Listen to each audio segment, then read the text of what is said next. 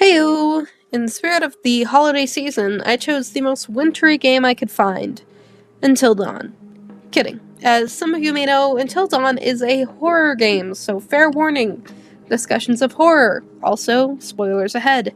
Before we get started, Until Dawn is a choice game, so we will be discussing what a choice game is, as well as why I like them, and my general thoughts on choice games. So, first off, what does it mean to be a choice game? Well, a game that has branching paths based on your choices as the player is a choice game. Some examples include I Was a Teenage Exo Colonist, Vampire, Road 96, and Baldur's Gate 3. This game falls under that category. This category might also remind some people of those books where you flip from page to page depending on your choices. I think I read an R.L. Stine book like that one time. I think choice games are super cool. It's nice that your choices matter to the story. They're also insanely hard because of that. Each choice must have equal weight in the story for it to be a good choice. For example, the choice of one road or another. Both roads must be exciting and matter to the journey in order for it to have the same weight and thereby be a good choice. So that said, let's dive into the game, and if you don't want spoilers, jump ahead to the timestamp that's on the screen right now. That'll take you to when I'm just discussing other things. Otherwise, stick around.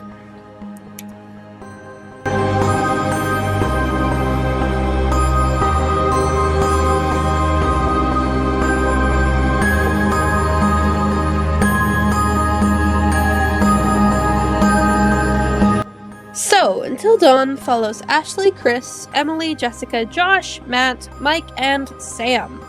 Also, the monsters. All of these people have come up to a lonely, snowy mountain for reasons we'll get into. We start off following Beth, who you'll notice wasn't one of the names I mentioned. That's because she dies pretty shortly. Beth is the sister of Josh and Hannah. Hannah is about to get pranked by everyone, while Josh and his bestie Chris are passed out vibing. Beth learns about this prank and goes to stop it, but arrives too late. The prank leaves Hannah reeling, and she runs off into the snow-covered woods, with Beth close behind her. They get chased by a creature while experiencing weird things, and this results in both of them falling off a cliff and dying, hence why I didn't mention Hannah or Beth earlier. With that established, we cut to a year later. Josh has decided to invite everyone back for the anniversary of his sister's deaths. This perhaps should have been assigned to everyone in the cast that he was plotting revenge, since he decided to prank everyone. What he didn't account for was the monsters in the mountains! Yippee! The monsters, depending on your choices, kill the whole cast. As you can learn, Hannah is one such monster, born of eating her sister's flesh. So yeah, she isn't actually dead. She just did cannibalism. Exciting! Overall, it was a great twist, and this game has some very neat characters. If I had to choose my favorite characters, I would say Sam, who is extremely Final Girl coded. Josh, because he drives the plot and probably has the most thought put into his character's mind and why he makes the choices he makes, which makes sense because the other characters have to be sort of malleable to the choices you make for them. So it makes sense that Josh is very firmly established in that way. I also really like Hannah because she's just really neat and mysterious. She's a neat force of mystery within the story for a while, and then she's also nightmare fuel, which is nice. So there are a lot of choices in this game. Many of them cause the characters to die, and they didn't want to get too creative with those characters' sections, especially if they can die really early. We can see this with at least two characters pretty strongly, where if you survive their sections, they just have to quietly exist off-screen for most of the game. These characters are Jessica and Matt. Matt can die really early on because of a deer and has little to do after that, so he just kind of disappears for large stretches of the game. There's also Jessica, who gets yanked off-screen also pretty early and likely dies, but you can save her. If she doesn't die, you get some short gameplay with her, half dead at the end of the game. On the other hand, we have characters like Sam and Mike, who are very prominent in the story and insanely hard to kill off. Sam literally only has one possible death towards the end of the game.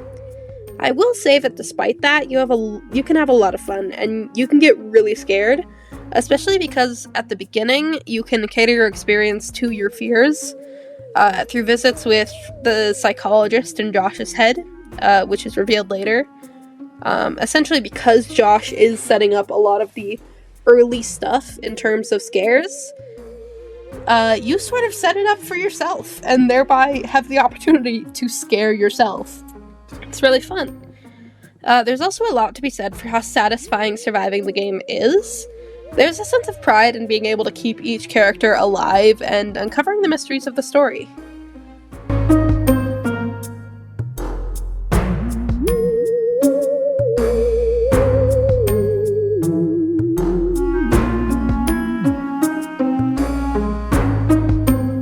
Overall, I love this game. It was really fun and scared me quite a bit. It has a great understanding of the horror genre as well as the choice game genre, and what it takes to make it good. I also loved the choices, even if some left a little to be desired. If you're looking for a scary game to play, I would 100% recommend it.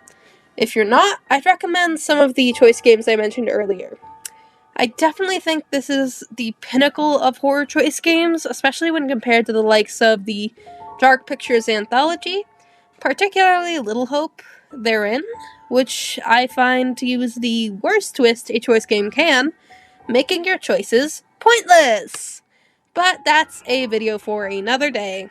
I hope you enjoyed this video, and have a great day, and enjoy your holidays.